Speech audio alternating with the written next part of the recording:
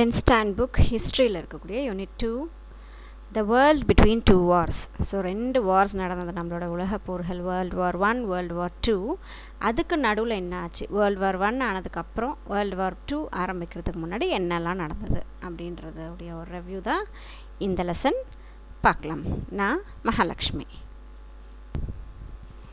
Introduction கொடுத்துருக்காங்க. The first world war shattered the global capitalist system based on European imperialism. European imperialism அப்படின்றது பார்த்திங்கன்னா colonies, மற்ற நாடு இப்போ யூரோப் காண்டினென்ட்டில் இருந்த நாடுகள்லாம் என்ன பண்ணுச்சு அப்படின்னா மற்ற கண்ட்ரீஸ்கெல்லாம் போயிட்டு மற்ற காண்டினென்ட்டெல்லாம் போயிட்டு அவங்களுடைய பவர் வந்து பேஸ் பண்ணி வச்சுருந்தாங்க, அவங்களோட கண்ட்ரோலில் வச்சுருந்தாங்க. ஸோ நமக்கும் நம்ம இந்தியாவையும் பார்த்திங்கன்னா பிரிட்டிஷுடைய கண்ட்ரோலில் வச்சுட்டு இருந்தது. அவங்களாம் யூரோப்பியன் கண்ட்ரியை சார்ந்தவங்க தானே. ஸோ அந்த மாதிரி இம்பீரியலிசம் பண்ணியிருக்கக்கூடிய அந்த கண்ட்ரீஸ்கிட்ட இருந்து அவங்களுடைய அந்த குளோபல் கேபிட்டலிஸ்ட் என்ன ஆச்சு அப்படின்னா இவங்க கண்ட்ரோலில் வச்சுருந்தக்கூடிய அந்த ஒரு கேபிட்டலிஸ்ட் சிஸ்டம் என்ன ஆகுது அப்படின்னா ஷேட்டர் ஆகுது, செதஞ்சு போகுது. The European powers were gravely weakened by the war. So European powers எங்கெல்லாம் காலனிஸ் வச்சுருந்தாங்களோ அங்கெல்லாம் அவங்களுடைய பவர் வந்து பார்த்திங்கன்னா ரொம்ப மோசமான ஒரு நிலையில் போய் ரொம்ப வீக் ஆகிடுச்சு, ஃபைனான்ஷியலி அண்ட் பொலிட்டிக்கலி. ஸோ ஃபைனான்ஷியலியும் அவங்க ரொம்ப வீக் ஆகிட்டாங்க. ஏன்னா அந்த கேபிட்டல் வந்து கொடுக்க முடியல அந்த மாதிரி காலனிஸ், இவங்க கண்ட்ரோலில் இருந்தக்கூடிய அந்த கண்ட்ரீஸ் மேலாம். பொலிட்டிக்கல் கண்ட்ரோலும் கூட அவங்களோட பவர்ஸ் வந்து குறைஞ்சி போச்சு. The trade and financial imbalances left by the war and harsh peace that followed created instability throughout the 1920. So அந்த வாருக்கு அப்புறம் என்ன ஆகுதுன்னா ட்ரேட் அப்படின்றது வியாபாரம். ஸோ ஒரு நாட்டிலேருந்து இன்னொரு நாட்டுக்கு நடக்கக்கூடிய இந்த வியாபாரங்கள், அப்புறம் ஃபைனான்ஷியல் இம்பேலன்ஸ். ஃபைனான்ஷியல் வந்து ரொம்ப பேலன்ஸ்டாக போயிட்டு இருந்த ஒரு விஷயம் வார் நடந்த உடனே நிறைய இம்பேலன்ஸ் ஏற்பட்டுருச்சு. ஸோ அதனால் ஏற்பட்டது அந்த அமைதி இல்லாத தன்மை. இது எல்லாமே என்ன பண்ணுது அப்படின்னா உலகத்தில் இருக்கக்கூடிய எல்லா கண்ட்ரீஸ்லும் பார்த்திங்கன்னா ஒரு ஸ்டேபிள் இல்லாமல் ஒரு நிலை இல்லாத ஒரு சுச்சுவேஷன் வந்து க்ரியேட் பண்ணுது. 1920s இந்த மாதிரி ஒரு சுச்சுவேஷன் ஏற்படுது. The conflict between the workers and the ruling classes that control the government become intense. So இப்போ 2 பேருக்கு சண்டை. யாருக்கு அப்படின்னா ஒர்க்கர்ஸ்க்கும் ரூலிங் கிளாஸஸ் அப்படின்றது கவர்மெண்ட்டுக்கும். ஸோ இந்த ஆட்சி செஞ்சிட்ருக்கக்கூடிய இந்த ஒரு மக்களும் அந்த கம்பெனிஸில் ஒர்க் பண்ணக்கூடிய அந்த மக்களுக்கும் பார்த்திங்கன்னா பெருசாக ஒரு சண்டை ஏற்பட்டுருச்சு. ஏன் அப்படின்னா இவங்க கொடுத்துட்ருந்த அந்த சேலரி குறைஞ்சிட்ருக்கும், அந்த ஒர்க்கு குறைஞ்சிட்ருக்கும். ஸோ அந்த மாதிரி ஏற்படும் போது ஒரு பெரிய ஒரு பிரச்சனைகள் வந்து அங்கே ஏற்பட ஆரம்பிச்சிச்சு. As a result of this fascism emerged in Italy and Germany. So இந்த மாதிரியான ஒரு பிரச்சனை ஏற்படும் போது, ஒர்க்கர்ஸ்க்கும் கவர்மெண்ட்டுக்கும் நல்ல பிரச்சனை ஏற்படும் போது ஃபேசிசம் அப்படிங்கிற ஒரு சிஸ்டம் வந்து வெளியே வந்துருச்சு. Anti colonial struggles got intensified as the colonial powers were weakened by the war. So இப்போ என்ன ஆகுதுன்னா இந்த காலனிஸ், மற்ற நாடுகளெல்லாம் போயிட்டு இவங்க கண்ட்ரோலில் வச்சுட்டு இருந்தாங்களே அந்த காலனி அப்படின்னு சொல்லுவாங்க இல்லையா. ஸோ அந்த காலனிஸுடைய பவரெல்லாம் வந்து குறைஞ்சி போச்சு. இவங்களை எதிர்த்து இந்த யாரெல்லாம் கண்ட்ரோல் பண்ணிக்கிட்டு இருந்தாங்களோ இவங்களை எதிர்த்து சண்டை போட ஆரம்பிச்சிட்டாங்க அந்தந்த நாட்டுக்காரங்க. ஏன்னா போருக்கு அப்புறம் அவங்களுடைய பவரெல்லாம் வந்து குறைஞ்சி போச்சு. The Soviet Union's role in extending solidarity to the struggling nationalist movements also went a long way in accelerating the process of decolonization in Asia. So Asia நாடுகளில் இருந்தக்கூடிய அந்த காலனைசேஷன் எல்லாத்தையுமே வந்து விட்டுட்டு போகிற மாதிரியான ஒரு சூழல் வந்து இந்த சோவியட் யூனியன் ரோல் வந்து ப்ளே பண்ணுச்சு. அவங்க எல்லாருமே ஒன்றா, நிறைய நாடுகள் ஒன்றா சேர்ந்து ஒரு சோவியட் யூனியனாக அவங்க ஒன்றா சேர்க்கும் போது இந்த காலனைசேஷன் வந்து எல்லாமே கொஞ்சம் குறைஞ்சி போச்சு Asian காண்டினென்ட்டில். It was the high noon of imperialism in Africa during the interwar period. ஆனால் இந்த 2 போர்களுக்கும் நடுவில் பார்த்திங்க அப்படின்னா இந்த ஆஃப்ரிக்கன் நாடுகளில் நிறைய இம்பீரியலிசம் வந்து நடக்க ஆரம்பிச்சிச்சு. காலனைசேஷன் நிறைய ஆஃப்ரிக்கன் கண்ட்ரீஸில் நடக்க ஆரம்பிச்சிச்சு. In contrast the independence to the Latin American countries had accorded even before the first half of 19th century. இங்கே ஒரு பக்கம் பார்த்தா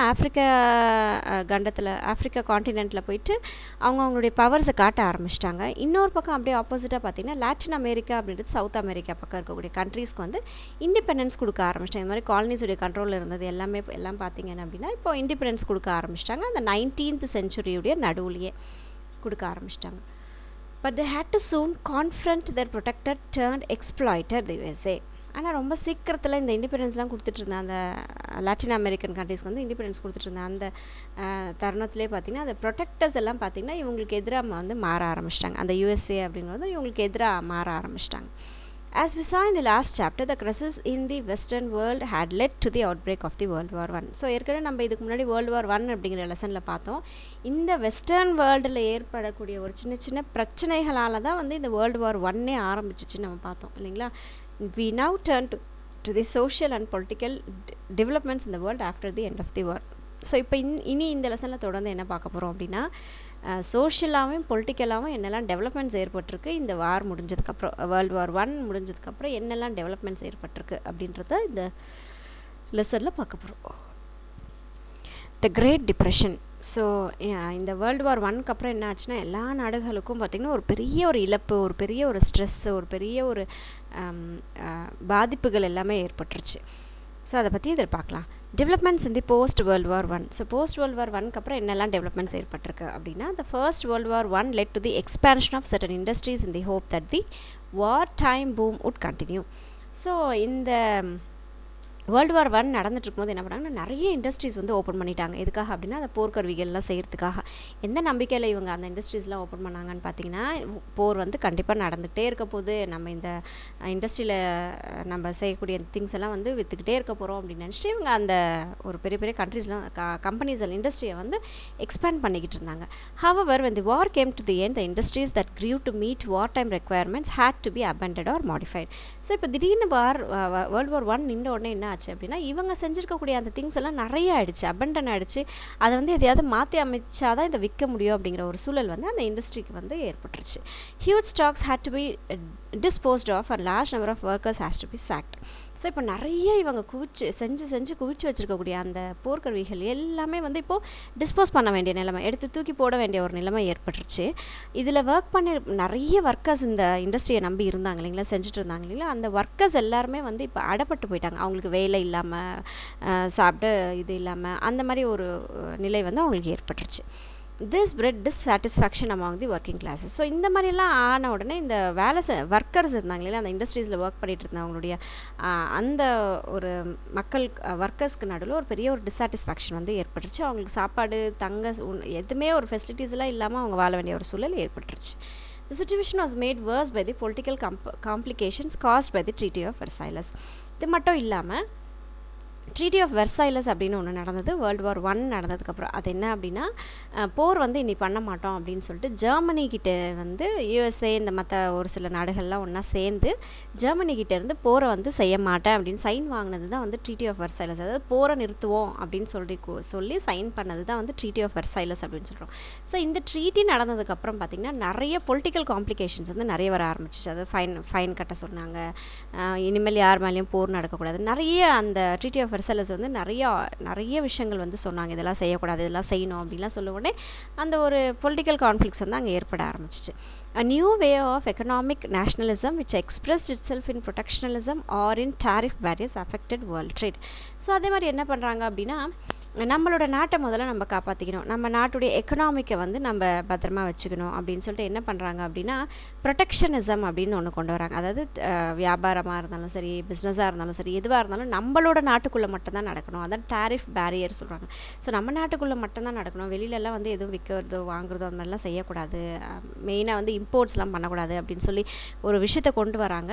அந்த சமயத்தில் நிறைய ஃபைனான்ஷியல் ட்ராபேக்ஸ் எல்லாம் இருக்கக்கூடிய சமயத்தில் அப்போ என்ன ஆச்சு அப்படின்னா, வியாபாரங்கள் எல்லாம் வந்து தடைப்பட்டு போச்சு. அதான் அஃபெக்டட் வேர்ல்ட் ட்ரேட்னா உலக நாடுகள் மொத்தமாக இருக்கக்கூடிய அந்த வியாபாரம் எல்லாமே வந்து என்ன ஆச்சு அப்படின்னா ஸ்டாப் ஆயிடுச்சு. The war also placed a heavy burden of debit on every European country. So அது மட்டும் இல்லாமல் ஒவ்வொரு யூரோப்பியன் கண்ட்ரியில் இருக்கக்கூடிய ஒவ்வொரு கண்ட்ரிக்கும் பார்த்திங்க அப்படின்னா நிறைய கடன் சுமைகள் வந்து ஏற்பட ஆரம்பிச்சிச்சு.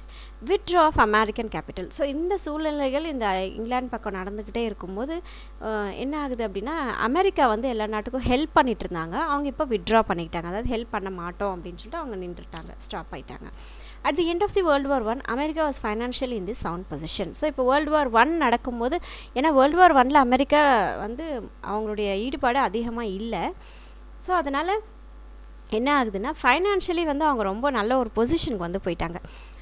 As the money lender to the world American encourage the flow of capital into Europe. So இப்போ என்ன ஆச்சு அப்படின்னா அமெரிக்கா வந்து மற்ற எல்லா நாடுகளுக்கும் பணம் கொடுத்து உதவக்கூடிய லெவலுக்கு வந்து அவங்க போயிட்டாங்க. அப்போ என்ன ஆகுது அப்படின்னா இவங்களுடைய இந்த அமெரிக்கன்ஸ் என்ன பண்ணாங்கன்னா நிறைய பணம் வந்து யூரோப்பியன் கான்டினென்ட்டில் இருக்கக்கூடிய கண்ட்ரிஸ் வந்து கொடுக்க ஆரம்பிச்சிட்டாங்க. Which help the European debtors countries. So நிறைய யூரோப்பியன் கண்ட்ரீஸில் கடன் வாங்குற அந்த கண்ட்ரீஸ்க்கு எல்லாருக்குமே இவங்க வந்து கேபிட்டல் கொடுக்க ஆரம்பிச்சிட்டாங்க, நிறைய பணம் வந்து கொடுக்க ஆரம்பிச்சிட்டாங்க. யார்? அமெரிக்க நாட்டுக்காரங்க. The capital outflow also found outlet in new investments. So இந்த கேபிட்டல் வந்து பார்த்திங்கன்னா வெறும் பணமாக கடனாக மட்டும் இல்லாமல் ஒரு புதுசாக ஒரு பிஸ்னஸ் பண்ணுறது, அந்த நாட்டில் யூரோப்பியன் கண்ட்ரீஸில் போய் ஒரு பிஸ்னஸ் பண்ணுறதோ ஒரு இன்வெஸ்ட்மெண்ட் பண்ணுறது, அந்த மாதிரிலாம் ஒரு சில விஷயங்கள் நடந்துட்டு இருந்தது. But these investments yielded profits only after a period. ஆனால் இவங்க கொண்டு போய் இன்வெஸ்ட்மெண்ட் பண்ணாங்க இல்லைங்களா, அதாவது யூரோப்பியன் கண்ட்ரீஸில் போய் பிஸ்னஸ் ஒன்று ஆரம்பிக்கிறாங்கன்னா அந்த இடத்துல உடனே ப்ராஃபிட் வந்து அவங்களுக்கு கிடைக்கல. கொஞ்சம் காலங்கள் கழிச்சு தான் அதுக்குண்டான ப்ராஃபிட்ஸ் வந்து அமெரிக்கனுக்கு கிடைக்க ஆரம்பிச்சிச்சு. In the meantime, the slump in the US economy forced the government to impose restrictions on the export of capital. So இப்படி நடந்துகிட்டே இருக்குது. இவங்க வேர்ல்டு வார் 1 நடந்த உடனே அமெரிக்கா நாடு என்ன பண்ணுச்சுன்னா யூரோப்பியன் நாடுகளுக்கு யூரோப்பியன் காண்டினென்ட்டில் இருந்த எல்லா நாடுகளுக்கும் ஹெல்ப் பண்ணிகிட்டு இருந்தது, அங்கங்கே இன்வெஸ்ட்மெண்ட் பண்ணிக்கிட்டு இருந்தது. இதெல்லாம் பண்ணிக்கிட்டே இருக்கும்போது திடீர்னு பார்த்திங்கன்னா அந்த யூஎஸுடைய எக்கனாமி என்ன ஆகுது அப்படின்னா குறைய ஆரம்பிச்சிச்சு. அவங்களுடைய அந்த இதுவுமே ரொம்ப குறைய ஆரம்பித்த உடனே கவர்மெண்ட்டுக்கு ஒரு ரெஸ்ட்ரிக்ஷன் போட ஆரம்பிச்சிட்டாங்க. என்ன அப்படின்னா கேபிட்டல் வந்து மற்ற நாடுகளுக்கு கொடுக்கக்கூடாது அப்படின்னு சொல்லிட்டு ஒரு ரெஸ்ட்ரிக்ஷன் வந்து யூஎஸ் கவர்மெண்ட் போட்டுருச்சு. ஏன்னா இப்போ யூஎஸ்க்கும் வந்து எக்கனாமி வைஸ் வந்து அவங்க கொஞ்சம் ட்ராபேக் வர ஆரம்பிச்சிச்சு. This result in the steep decline in the volume and value of exports all over the world. So இவங்க பணமும் கொடுத்து உதவலை, இவங்க கொண்டு வந்து இன்வெஸ்ட்மெண்ட்ஸும் பண்ணலை. ஏன்னா இப்போதைக்கு பணம் வச்சுருக்கக்கூடியது அந்த அமெரிக்க நாடு அப்படிங்கிற ஒரு சுச்சுவேஷன் தான் இருந்தது வேர்ல்டு வார் 1 முடிஞ்ச உடனே. ஸோ இதனால் என்ன ஆச்சு அப்படின்னா வெளியில் பணம்லாம் கொடுக்கக்கூடாது, எந்த ஒரு பிஸ்னஸும் பண்ணக்கூடாது அப்படின்னு சொல்லிட்டு யூஎஸ் தடை போட்ட உடனே என்ன ஆகுதுன்னா அந்த எக்ஸ்போர்ட் வந்து உலக நாடுகள் மொத்தத்தில் இருக்கக்கூடிய எக்ஸ்போர்ட்ஸ் எல்லாமே வந்து ஸ்டாப் ஆயிடுச்சு. அதோடைய இது வந்து ரொம்ப குறையவும் ஆரம்பிச்சிச்சு, ஸ்டாப்பும் ஆக ஆரம்பிச்சிருச்சு.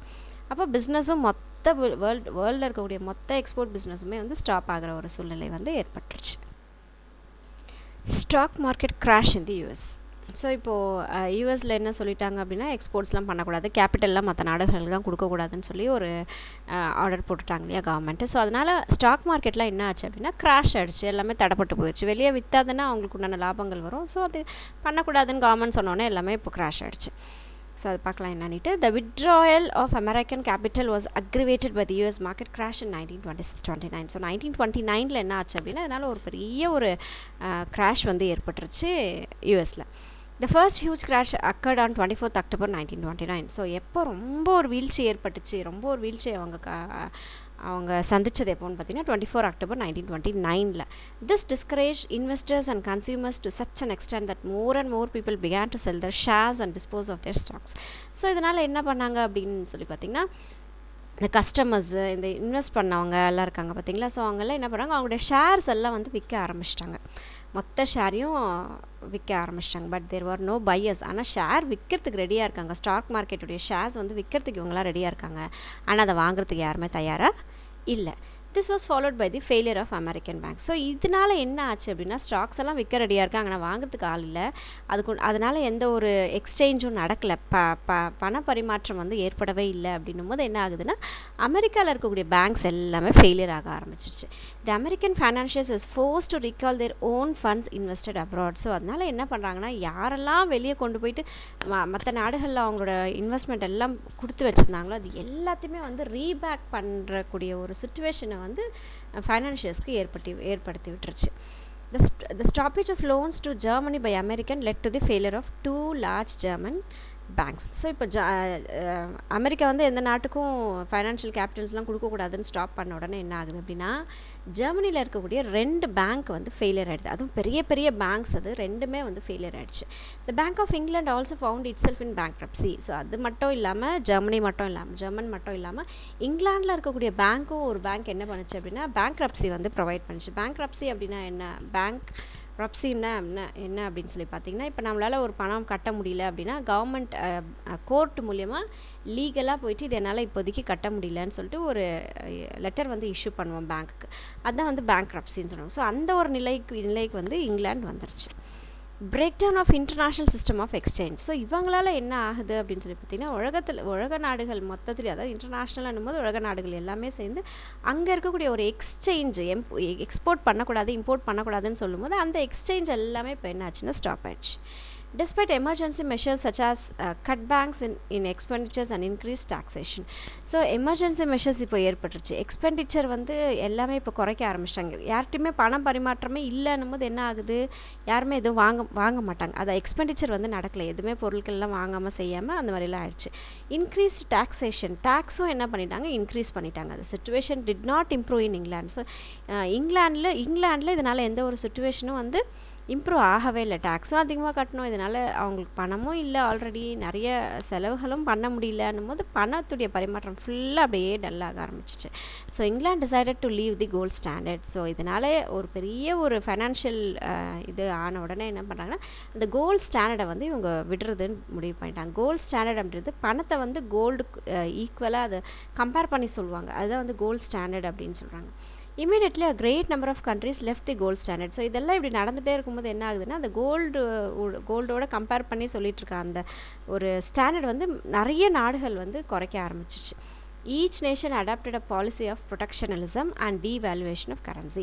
ஸோ எல்லா நாடுகளும் என்ன ஆச்சு, முதல்ல நம்ம நாட்டை மட்டும் காப்பாற்றிக்கணும்னு சொல்லிட்டு அமெரிக்கா நாடு என்ன பண்ணுச்சு, அதே மாதிரி இப்போ அந்தந்த நாடுகள் தன்னுடைய நாடுகளுக்குள்ளேயே மட்டும்தான் ட்ரேட்லாம் நடக்கணும் அப்படின்னு சொல்லிட்டு ஆர்டர் போட ஆரம்பிச்சிட்டாங்க.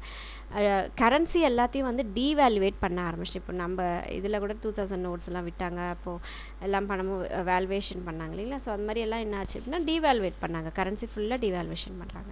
டீவேல்யூவேஷன் forces creditors to stop lending. So இந்த டீவேல்யூவேஷன் நடக்கவே என்ன ஆரம்பிச்சிச்சு அப்படின்னா, கடன் கொடுத்தாங்க பார்த்தீங்கன்னா, அந்த கடன் கொடுக்குறவங்க எல்லாரும் என்ன பண்ணுறாங்க, கடன் கொடுக்குறத ஸ்டாப் பண்ணிட்டாங்க. This led to the world wide credit contraction. இதனால் என்ன ஆகுது, உலகத்தில் இருக்கிற மொத்த கடன் கொடுக்கக்கூடிய அந்த இதை சுருங்கி போச்சு. கான்ட்ராக்ஷன் அப்படின்னா சுருங்கி போச்சு, கொடுக்குறது ஸ்டாப் பண்ணிட்டாங்க உலக நாடுகள் எல்லாருமே. Thus, the defensive measures adopted by various nations to safeguard their economic interests led to an unprecedented decline in world economic activity. So இந்த மாதிரி அந்தந்த நாடுகள் தன்னுடைய நாடுகளை மட்டும் காப்பாற்றிக்கணும்னு நினச்சிட்டு இருந்தாங்க. அந்த ஒரு எக்கனாமிக் இன்ட்ரெஸ்ட்லாம் என்ன ஆச்சு அப்படின்னு சொல்லி பார்த்தீங்கன்னா, வேர்ல்டுடைய எக்கனாமிக் ஆக்டிவிட்டி ஃபுல்லாகவே அப்படியே குறைய ஆரம்பிச்சிச்சு. மொத்த உலக நாடுகளுடைய அந்த வளர்ச்சியுமே தடைப்பட்டு போச்சு. As its effect was deep and prolonged, economists and historians called it the Great Depression. So இது ரொம்ப நாளைக்கு நீடிச்சிருந்தது, ரொம்ப டீப்பாக இருந்தது. அதனால் என்ன சொல்கிறாங்க, ஹிஸ்டாரியன்ஸ் வரலாறுலாம் எழுதுவாங்க இல்லைங்களா, அவங்கள என்ன சொல்கிறாங்க, இந்த தருணத்தை ஒரு பெரிய ஒரு டிப்ரெஷனில் இருந்தக்கூடிய ஒரு தருணம், உலக நாடுகள் மொத்தமும் எக்கனாமிக்கலி டிப்ரெஷனாக இருக்கக்கூடிய ஒரு தருணம் அப்படின்னு சொல்லிட்டு சொல்கிறாங்க இந்த ஒரு சிச்சுவேஷனை. ரிப்பர்க்யூஷன் இன் பாலிட்டிக்ஸ். ஸோ இது எக்கனாமிக் வைஸ், ஃபைனான்ஷியல் வைஸில் என்னெல்லாம் நடந்தது World War I அப்புறம் அப்படின்றது இப்போ பார்த்தோம். ஸோ இப்போ என்ன பார்க்க போகிறோம் அப்படின்னா, அதனால் இந்த ஒரு சிச்சுவேஷனால் இப்போது பாலிட்டிக்ஸில், அதாவது அரசியலில் என்னெல்லாம் மாற்றங்கள் ஏற்பட்டுச்சு, என்னெல்லாம் ரிசல்ட்ஸ் வந்துச்சு. ரிப்பர்க்யூஷன் அப்படின்னா அதனால் என்னெல்லாம் அஃபெக்ட் ஆச்சு, இல்லைன்னா அதனால் என்ன ரிசல்ட் ஏற்பட்டுச்சுன்றதா repercussion. So the depression change the political conditions in several countries. So இந்த மாதிரி ஒரு பெரிய ஒரு அழுத்தம், அந்த டிப்ரெஷன்ஸ் ஏற்பட்டதுனால என்ன ஆகுதுன்னா, நிறைய கண்ட்ரீஸில் அந்த அரசியலுடைய சூழ்நிலையும் மாற ஆரம்பிச்சிச்சு. இங்கிலாண்டில் என்ன ஆகுது அப்படின்னா, லேபர் பார்ட்டி அப்படின்றது தோற்று போச்சு. ஜெனரல் எலெக்ஷன் 1931 நடந்த எலெக்ஷனில் லேபர் பார்ட்டி டிஃபீட் ஆகிடுச்சு. யூஎஸ்ஏல என்ன ஆகுது அப்படின்னா, ரிப்பப்ளிக்கன் பார்ட்டி ரிஜெக்ட் பண்ணிட்டாங்க பீப்புள் இன் சக்ஸசிவ் எலெக்ஷன். அடுத்த எலெக்ஷனில் என்ன பண்ணுறாங்கன்னா, அந்த ரிப்பப்ளிக்கன் பார்ட்டி ஜெயிக்கவே இல்லை for about 20 years after the depression. So Republican பார்ட்டியை அதுக்கப்புறம் 20 வருஷத்துக்கு ஜெயிக்கவே விடலை மக்கள். ஸோ இந்த மாதிரி அந்த அரசியல் சூழல்லையும் கூட நிறைய மாற்றங்கள் இந்த World War I அப்புறம் ஏற்பட்டுருச்சு. So thank you friends, take care. So நம்ம நெக்ஸ்ட் இதை தொடர்ந்து என்ன வீடியோ பார்க்க போகிறோம் அப்படின்னு சொல்லி பார்த்தீங்கன்னா, rise of fascism and Nazism. அதுதான் இதே லெசனில் அடுத்து வரக்கூடிய ஒரு chapter. This is to be continued. Thank you, bye, take care.